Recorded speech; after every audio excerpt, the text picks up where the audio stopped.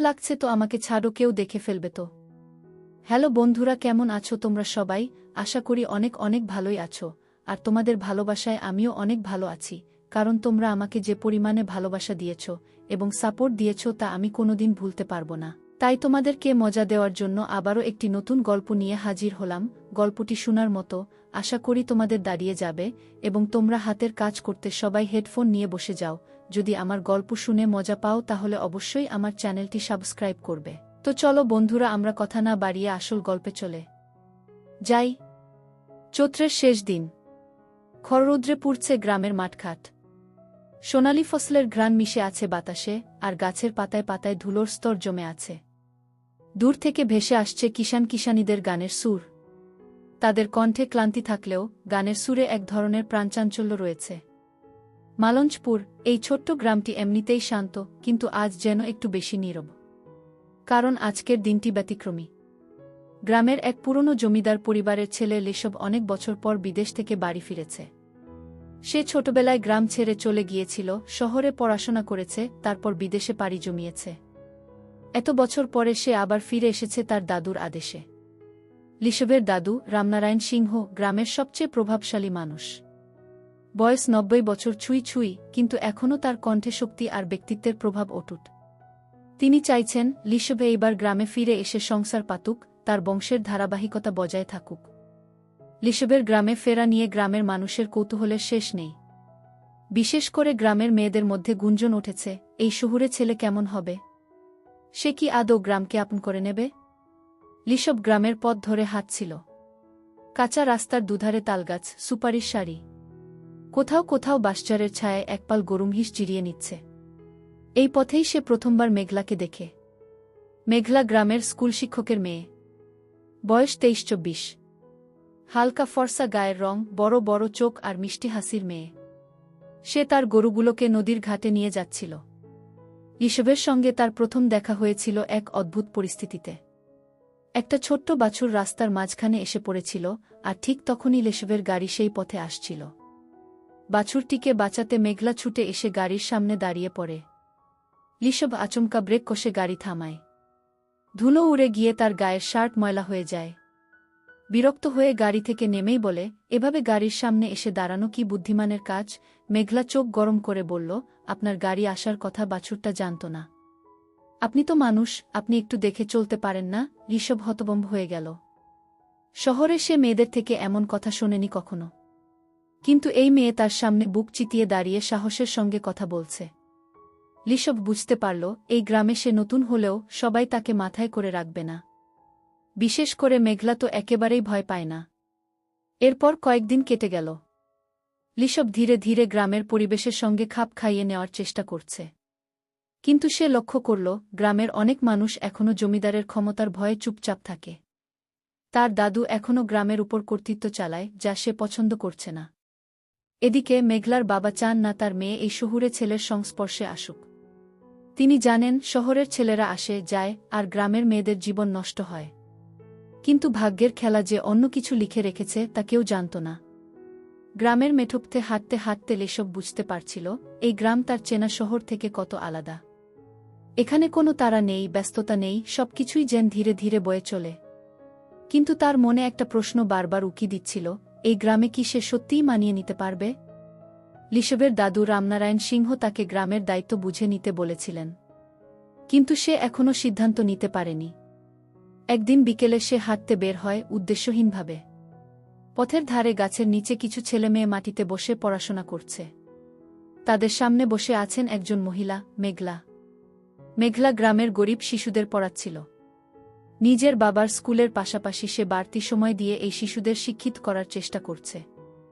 লিশব কিছুক্ষণ দাঁড়িয়ে দেখল। মেঘলার চোখে এক অদ্ভুত নিষ্ঠা, একেবারে অন্যরকম। হঠাৎ এক ছোট্ট মেয়ে কেঁদে উঠল, দিদি, আমার পেন্সিল নেই। মেঘলা সঙ্গে সঙ্গে নিজের ব্যাগ থেকে একটা পেন্সিল বের করে দিল। লিশব এগিয়ে গিয়ে বলল, এটা তো আসলেই দারুণ কাজ। তোমার প্রচেষ্টা প্রশংসার যোগ্য। মেঘলা প্রথমে একটু অবাক হল। শহরের ছেলেরা সাধারণত গ্রামের মানুষকে নিয়ে তেমন মাথা ঘামায় না। সে একটু কঠিন গলায় বলল, আপনার শহুরে দৃষ্টিতে হয়তো এটা বিশেষ কিছু মনে হচ্ছে, কিন্তু আমাদের জন্য এটা স্বাভাবিক। আমরা চাই আমাদের গ্রামের বাচ্চারাও বড় হয়ে ভালো মানুষ হোক। ঋষভ হেসে বলল, আমি তো খারাপ কিছু বলিনি, বরং তোমার কাজ আমাকে ভাবাচ্ছে। শহরে এসব নিয়ে কেউ ভাবে না। মেঘলা কিছু বলল না, শুধু বইয়ের পাতা উল্টে পড়াতে লাগল। কিন্তু ঋষভের মনে হল মেঘলা তাকে একটু হলেও স্বীকার করে নিয়েছে। ঋষভ ঠিক করল সে শুধু দাদুর আদেশ পালন করতে গ্রামে থাকছে না, বরং গ্রামের মানুষের সঙ্গে মিশবে, তাদের সমস্যাগুলো বুঝবে। সেদিন রাতে সে দাদুকে বলল, দাদু, তুমি তো জমিদার ছিলে, কিন্তু গ্রামের মানুষ কি সত্যি তোমাকে ভালোবাসে? রামনারায়ণ সিংহ একটু চুপ করে থাকলেন, তারপর বললেন, ভালোবাসার কথা কে বলছে? জমিদার মানে শক্তি, আর শক্তিই মানুষকে শ্রদ্ধা করতে বাধ্য করে। ঋষভ কোনো উত্তর দিল না, কিন্তু তার মনে হল গ্রামের মানুষকে ভয় দিয়ে নয়, বরং ভালোবাসা দিয়েই জয় করতে হবে। পরের দিন ঋষভ আবার সেই পথ দিয়ে যাওয়ার সময় মেঘলাকে দেখতে পেল। সে ছেলেমেয়েদের পড়িয়ে নদীর ঘাটে এসেছে, পা ডুবিয়ে জলে বসে আছে। ঋষভ কাছে গিয়ে বলল, আজ তুমি রেগে যাবে না তো? মেঘলা একটু মুচকি হেসে বলল, আপনি যদি অহংকার না করেন তাহলে রাগ করব না। ঋষভ হেসে বলল, আচ্ছা, আমি একটা জিনিস বুঝতে চাই। তুমি গ্রামের জন্য এত কষ্ট করো, কিন্তু নিজে কখনো শহরে যেতে চাওনি। মেঘলা একটু ভেবে বলল, শহরের চাকচিক্য আমাকে টানে না, আমার সুখ এখানে। তুমি কি শহরের জীবন পছন্দ করো? ঋষভ একটু চুপ করে থেকে বলল, একসময় ভেবেছিলাম শহরের বাইরে কিছুই নেই, কিন্তু এখন মনে হচ্ছে এই গ্রামের জীবনেও কিছু গভীর সৌন্দর্য আছে। মেঘলা একটু অবাক হল। এই শহুরে ছেলে কি সত্যিই গ্রামের প্রতি আগ্রহী হচ্ছে? ঋষভ আর মেঘলার বন্ধুত্ব বাড়তে থাকল। কিন্তু এই বন্ধুত্ব গ্রামের মানুষ ভালো চোখে দেখল না, বিশেষ করে মেঘলার বাবা। একদিন সন্ধ্যায় তিনি মেঘলাকে ডেকে বললেন, ওই ছেলের সঙ্গে কথা বলা বন্ধ কর। শহুরে বাবুরা মজা করে, কিন্তু গ্রাম্য মেয়েদের ভবিষ্যৎ নিয়ে ভাবে না। মেঘলা বিস্মিত হয়ে বলল, বাবা, ঋষভ খারাপ ছেলে নয়, সে আমাদের গ্রামের জন্য কিছু করতে চায়। আমাদের গ্রামের কি দরকার আর কে দরকার সেটা আমি ভালো বুঝি। তুমি এইসব বন্ধ করো। মেঘলা জানত তার বাবা ভুল বলছেন না, কিন্তু কেন যেন সে মনে মনে বিশ্বাস করতে শুরু করেছিল ঋষভ সত্যিই আলাদা। দূরত্বের মাঝেও কাছে আসা। এরপর কয়েকদিন ঋষভ আর মেঘলার দেখা হয়নি, কিন্তু মনে মনে দুজনেই যেন একজন আরেকজনকে অনুভব করছিল। ঋষভ বুঝতে পারছিল এই গ্রাম তার মনে গভীর দাগ কেটে যাচ্ছে, আর মেঘলার হৃদয়েও যেন এক নতুন অনুভূতি জন্ম নিচ্ছে। কিন্তু তাদের এই বন্ধুত্ব কি টিকবে? সমাজ কি মেনে নেবে? মেঘলা কয়েকদিন ধরে ঋষভের সাথে কথা বলা বন্ধ রেখেছে। তার বাবার কঠিন নির্দেশ, সমাজের কথা, গ্রামের গুঞ্জন, সবকিছুই তাকে ভাবিয়ে তুলেছে। কিন্তু হৃদয়ের গভীরে সে টের পাচ্ছে কিছু একটা পরিবর্তন হচ্ছে। ঋষভ মেঘলাকে না দেখে অস্বস্তি অনুভব করছিল। শহরে কখনো কোনো মেয়ের জন্য এমন অনুভূতি হয়নি তার। মেঘলার সরলতা, আত্মবিশ্বাস, গ্রামের প্রতি তার ভালোবাসা, এইসব যেন এক অন্যরকম মোহ সৃষ্টি করেছে। একদিন বিকেলে নদীর ধারে বসে সে ভাবছিল মেঘলার সাথে আরেকবার কথা বলবে কিনা। ঠিক তখনই সে দেখল দূরে বাঁশঝাড়ের পাশে মেঘলা দাঁড়িয়ে আছে, কিন্তু সে এগিয়ে আসছে না। যেন কিছু বলতে চায়, কিন্তু দ্বিধায় ভুগছে। ঋষভ নিজেই এগিয়ে গেল। তুমি কি আমার সাথে আর কথা বলবে না? মেঘলা একটু চুপ থেকে বলল, বাবা বলেছেন শহরের ছেলেরা মজা করে, কিন্তু গ্রামের মেয়েদের জীবন নষ্ট করে ফেলে। ঋষভ অবাক হয়ে বলল, তুমি কি মনে কর আমি সেরকম? মেঘলা সরাসরি চোখে চোখ রেখে বলল, আমি জানি না, কিন্তু আমি ভয় পাই সমাজের কথা, মানুষের কথা। গ্রামের মানুষ সহজে কিছু মানতে চায় না। ঋষভ একটু হাসল। যদি আমি সমাজের বিরুদ্ধে যাই? যদি আমি প্রমাণ করি আমি সত্যিই তোমাদের গ্রামের জন্য কিছু করতে চাই? মেঘলা চুপ রইল। তার চোখে কৌতূহল, কিন্তু মুখের দ্বিধা। গ্রামের প্রতিক্রিয়া। ঋষভের সাথে মেঘলার বন্ধুত্ব গ্রামের অনেকের চোখে পড়েছে। ইতিমধ্যে কিছু মানুষ ফিসফিস করে কথা বলতে শুরু করেছে। একদিন গ্রামের মন্দিরের পাশে কিছু বয়স্ক লোক আলোচনা করছিল, ঋষভ জমিদার বংশের ছেলে। সে কি সত্যিই গ্রামে থেকে যাবে, নাকি সময় হলে চলে যাবে? আর মেঘলা তো সাধারণ মেয়ে। তাদের বন্ধুত্ব কি শেষ পর্যন্ত টিকবে? কথাগুলো কানে গেল মেঘলার বাবার। তিনি চুপ করে রইলেন, কিন্তু ভেতরে ভেতরে অগ্নিশর্মা হয়ে উঠলেন। সেদিন রাতে মেঘলার বাবা মেয়েকে ডেকে বললেন, কালকের পর থেকে তুমি আর স্কুলে পড়াতে যাবে না। মেঘলা বিস্মিত হয়ে বলল, কিন্তু বাবা, আমি তো শুধু পড়াই, এতে দোষ কি? গ্রামের মানুষ বলাবলি করছে ঋষভের সাথে তোমার বেশি মেলামেশা হচ্ছে। আমি চাই না আমার মেয়েকে নিয়ে কেউ বাজে কথা বলুক। মেঘলার চোখে জল চলে এলো। ঋষভের প্রতিজ্ঞা ঋষভ খবর পেয়ে রেগে গেল। সে মেঘলার বাবার কাছে গিয়ে বলল, আপনার সমাজ কি এতই সংকীর্ণ যে একজন মেয়ে স্বাধীনভাবে চলতে পারবে না? মেঘলার বাবা কঠিন গলায় বললেন, তুমি শহুরে ছেলে, তোমার এইসব বোঝার দরকার নেই। আমরা জানি তুমি কিছুদিন পর চলে যাবে, কিন্তু আমার মেয়ের ভবিষ্যৎ এখানেই থাকবে। ঋষভের মনে হল, তার নিজের জন্য নয়, গ্রামের মেয়েদের স্বাধীনতার জন্য তাকে কিছু করা দরকার। সে মনে মনে প্রতিজ্ঞা করল, মেঘলাকে এবং গ্রামের মানুষদের প্রমাণ করবেই যে সে শুধু মজা করতে আসেনি। কিন্তু কিভাবে? গ্রামের ছোট ছোট গলির মধ্যে এখন এক অদ্ভুত উত্তেজনা কাজ করছে। ঋষভের সাথে মেঘলার বন্ধুত্ব ক্রমেই হতে চলেছে, কিন্তু সে জানত এই সম্পর্কের জন্য তাকে আরও অনেক বাধার সম্মুখীন হতে হবে। তবে সে তার মনোভাব পরিবর্তন করতে প্রস্তুত ছিল। এবার শুধু ব্যক্তিগত সম্পর্কই নয়, গ্রামের মানুষের জন্য কিছু বড় কাজ করার পরিকল্পনা ছিল তার। গ্রামকে বদলানোর প্রক্রিয়া। ঋষভ ভাবল, গ্রামে থাকতে হলে শুধু সম্পর্কই নয়, কাজও করতে হবে। তাই সে সিদ্ধান্ত নিল, এই গ্রামের মানুষদের শিক্ষার জন্য কিছু প্রকল্প শুরু করবে। সে জানত পরিবর্তন আনার জন্য প্রথমে তাদের শিক্ষার মান উন্নয়ন করতে হবে। একদিন মেঘলার সাথে দেখা করে বলল, আমি গ্রামের শিশুদের জন্য কিছু একটা করব। একটা স্কুল তৈরি করব। তুমি কি আমার সাথে আছো? মেঘলা অবাক হয়ে তাকিয়ে রইল। তুমি কি সত্যিই ভাবছ গ্রামের মানুষ সহজে এটা গ্রহণ করবে? ঋষভ গম্ভীরভাবে বলল, যদি তুমি আমার সাথে থাকো, তাহলে হয়তো কিছুটা হলেও পরিবর্তন আনতে পারব।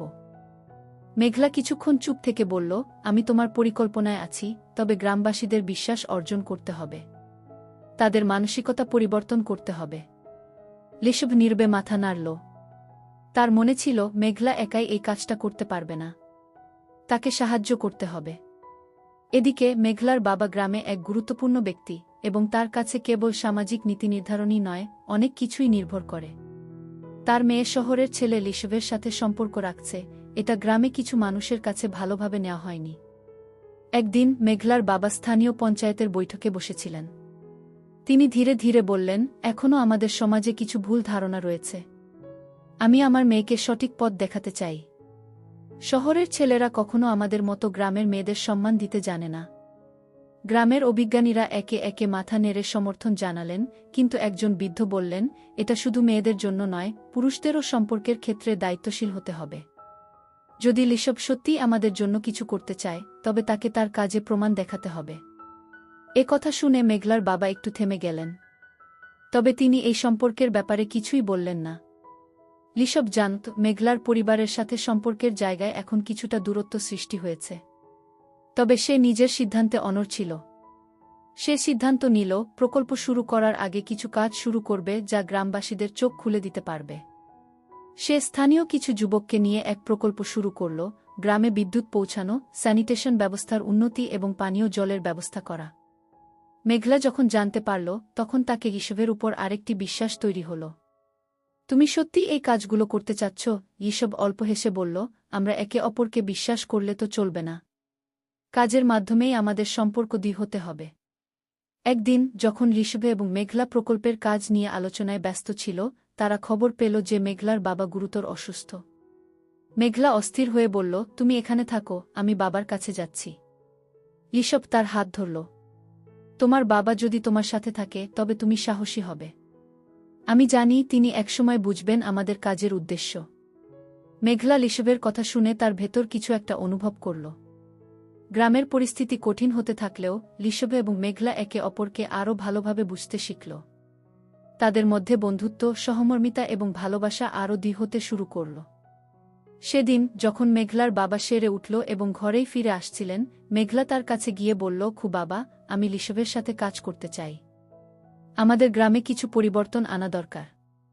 মেঘলা যখন তার বাবাকে নিজের মতামত জানাল, তখন তার বাবা কিছুক্ষণ চুপ থেকে বললেন, তুমি সত্যিই বিশ্বাস করছো যে শহরের ছেলেটি আমাদের ভালো জন্য কিছু করবে?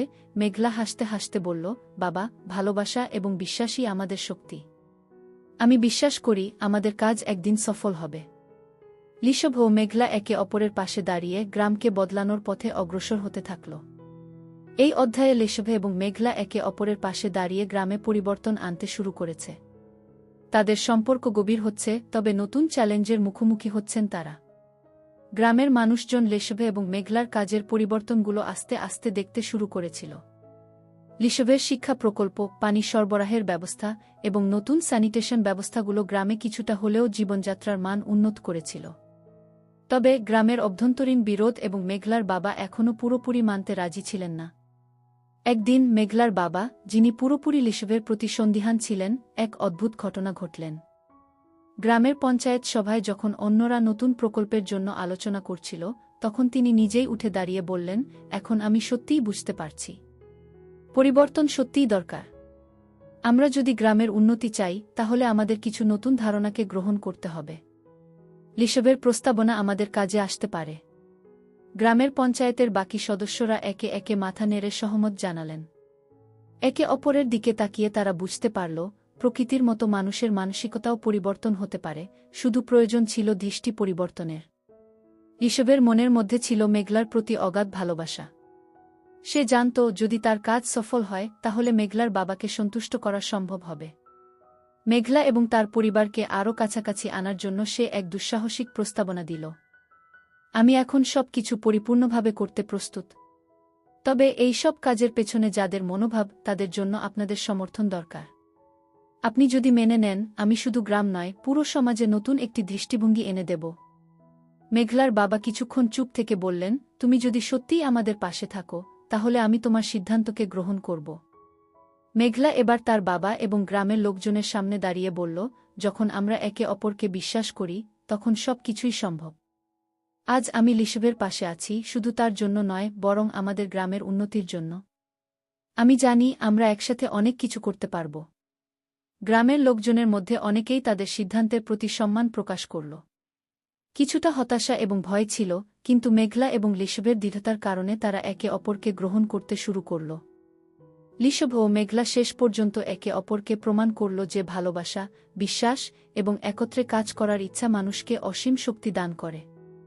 শুধু সম্পর্কই নয়, তারা একসাথে পুরো গ্রামের জন্য এক নতুন অধ্যায়ের সূচনা করেছিল। লিসব মেঘলাকে ভালোবাসতে শিখেছিল, শুধুমাত্র তার মন জয় করতে নয়, বরং গ্রাম ও সমাজের জন্য কিছু করার গভীর আগ্রহ ছিল। মেঘলাও তার বাবার কঠিন সিদ্ধান্তের বিরুদ্ধে গিয়ে তার আত্মবিশ্বাসের সাথে এগিয়ে চলেছিল, কারণ সে জানত, ভালোবাসা কখনো হারতে পারে না। এইভাবে গ্রামে এক নতুন সূচনা হল। সেখানে শুধুমাত্র উন্নয়ন হয়নি, মানুষদের মধ্যে নতুন সম্পর্ক, বিশ্বাস এবং সহযোগিতার আবহাওয়া তৈরি হয়েছিল। অবশেষে মেঘলা ও লিসব একসাথে নতুন জীবন শুরু করল। গ্রামে তাদের কাজ, তাদের ভালোবাসা আর তাদের সিদ্ধান্তের মাধ্যমে সবাই বুঝতে পেরেছিল, ভালোবাসা কখনো হারতে পারে না। বন্ধুরা, আজকের ভিডিওটা এখানেই শেষ করলাম। অনেক কষ্ট করে ভিডিওটি আপনাদের জন্য বানিয়েছি। যদি ভিডিওটি আপনাদের ভালো লেগে থাকে, তাহলে একটা লাইক করবেন এবং চ্যানেলটি অবশ্যই সাবস্ক্রাইব করবেন। এই আশা ব্যক্ত রেখে আপনাদের কাছ থেকে বিদায় নিচ্ছি আমি। দেখা হবে আগামীকালের নতুন কোনো ভিডিওতে। সে পর্যন্ত সবাই ভালো থাকুন, সুস্থ থাকুন। ধন্যবাদ।